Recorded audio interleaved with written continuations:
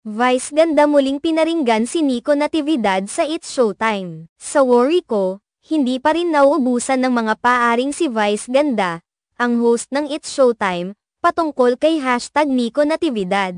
Nakaraang araw lamang ay nagkaroon ng bagong banat ang unkabogable star kay Nico sa segment na Especially for You ng Showtime. Matagal nang hindi magkaibigan sina Vice ganda at Nico. At tila may kaugnayan ito sa kanilang pagkakaiba ng pananaw sa politika, kasama na rin ang iba pang miyembro ng hashtags. Sa kabila ng kanilang dating pagkakaibigan, hindi maikakailang tila may pagnanasa si Vice ganda na magpahayag ng saloobin patungkol kay Nico. Ayon sa ilang mga nakakita, tila hindi pa rin napapawi ang mga kurot na nararamdaman ni Vice ganda dahil sa mga nangyari sa pagitan nila ni Nico. Base sa obserbasyon ng mga tagapanood, laging may bahid ng pagtutuligsa ang mga komento ni Vice ganda patungkol kay Nico. Hindi ito lamang simpleng pagbibigay ng opinyon kundi tila may pagnanais na ipakita ang hindi pagkakaunawaan sa pagitan nila. Sa isa pang pagkakataon, sa segmento ng Showtime kung saan ipinakikita ang personal na kwento ng mga tao,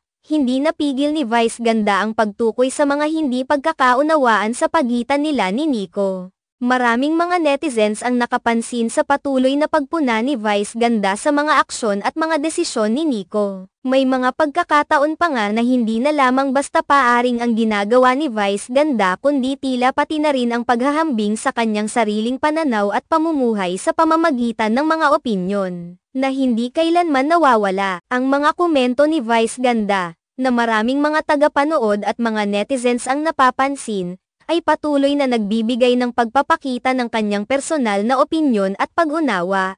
Sa pagnanais na ito, tila hindi rin nauubusan si Vice ganda ng mga paaring sa kanyang estranged friend na si Nico. Ang pagkakaiba ng paniniwala sa politika ay isa lamang sa mga posibleng dahilan kung bakit nagkaroon ng hindi pagkakaunawaan ang dalawa. Dahil sa kanilang pagkakaiba-iba ng paniniwala at mga saloobin, tila hindi maiiwasan ang hindi pagkakaintindihan sa pagitan nila. Bagamat hindi eksakto ang mga dahilan kung bakit nagkaroon ng hindi pagkakaunawaan sina Vice ganda at Nico, tila patuloy pa rin na may mga pagkakataon na muling mag-cross ang kanilang landas sa pamamagitan ng kanilang mga personal na opinyon.